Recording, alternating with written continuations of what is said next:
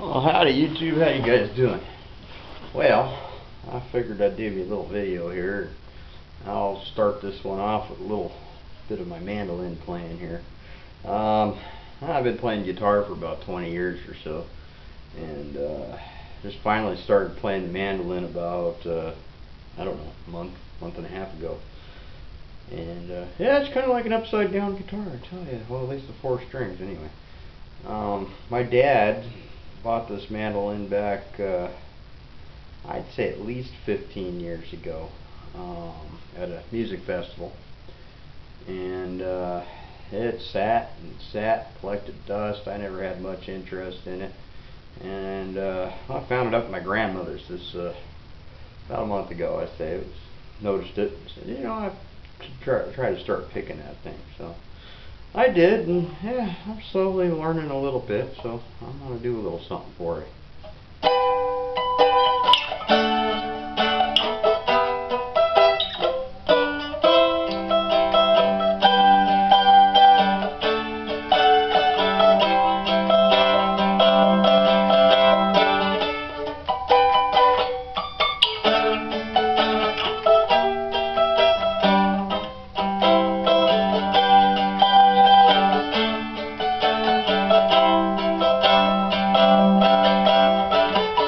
Down south to the land of the pines, making my way back to North Carolina.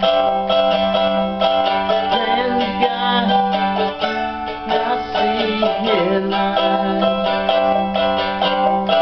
Made it down the coast in 17 hours. Give me a bouquet of dogwood flowers. Hoping for Raleigh, I can see my baby tonight. Rock me, mama, like a wagon wheel. Rock me, mama, any way you feel. Mama, rock me. Rock me, mama, like the wind and the rain. Rock me, mama, like a southbound train.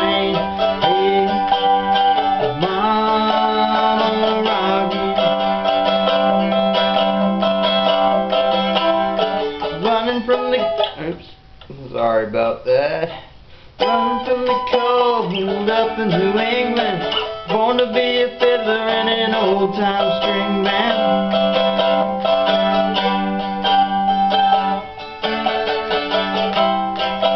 Wish I could remember all the words to it. North County winners are getting me now.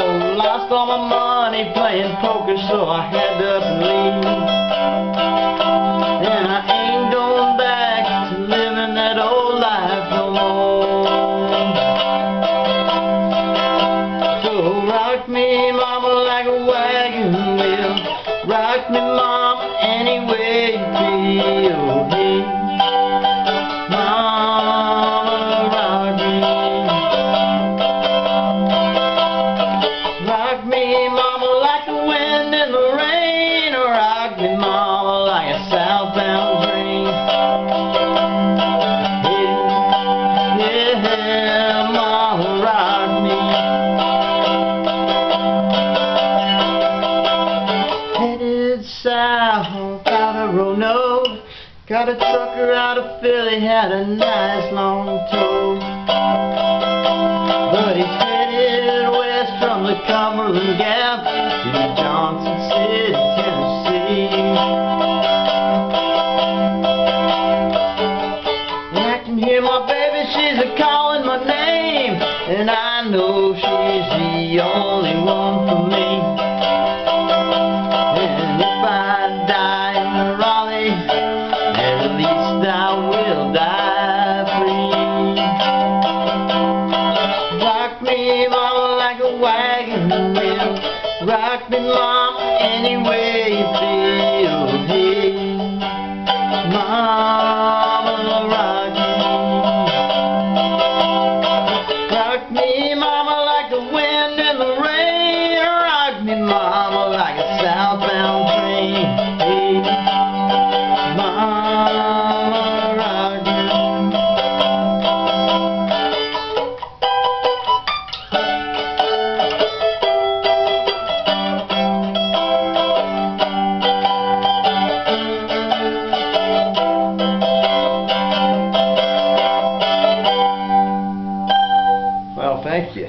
hope that was alright. I don't know. Like I say, I am not a mandolin player, but hoping to get there. And it's it's probably about 90-something degrees out here right now, and heck, it's actually cool enough for me to be in the shop. I'm actually pretty happy about that. First time in about 2 weeks that it's actually cooled off enough.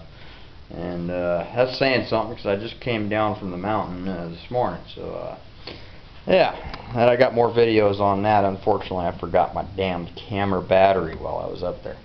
Okay, now up to item number 2. This is for my buddy Dan Flo back there.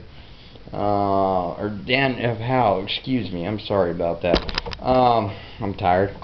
But this is my old Curtis compressor here. Bought it with a large tank that's rusted to hell, and it had like a 3/4 horse motor on it, and yeah, so begins the adventure on this one.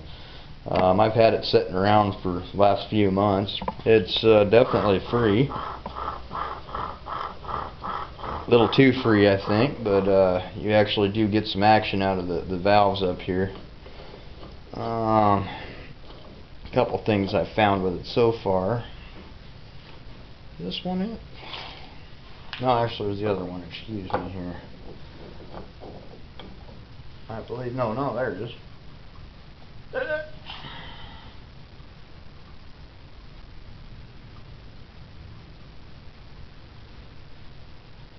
There we go. A few things I found about this spring. I don't know how well you guys can see, but it's a little bit worn out. So this is like the valve spring on this sucker. You know, there's a valve down inside here that it goes down to here. I'll take you off the camera here, or take you off the tripod here so we can see this thing. But yeah, down inside of here, flashlight.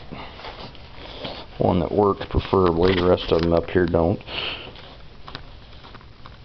Oh, there we go. But yeah, down in there, there's a valve that that spring rides up against, and yeah, provides air. So that's a little worn. Other than that, I've had the head off this thing, and the cylinder actually looks really nice. I mean, for being, this is about I think, what did they say, mid-30s to early 40s from what I can tell. Yeah, it's a Curtis model. Somewhere on here, I think there's a model number. Oh, 15.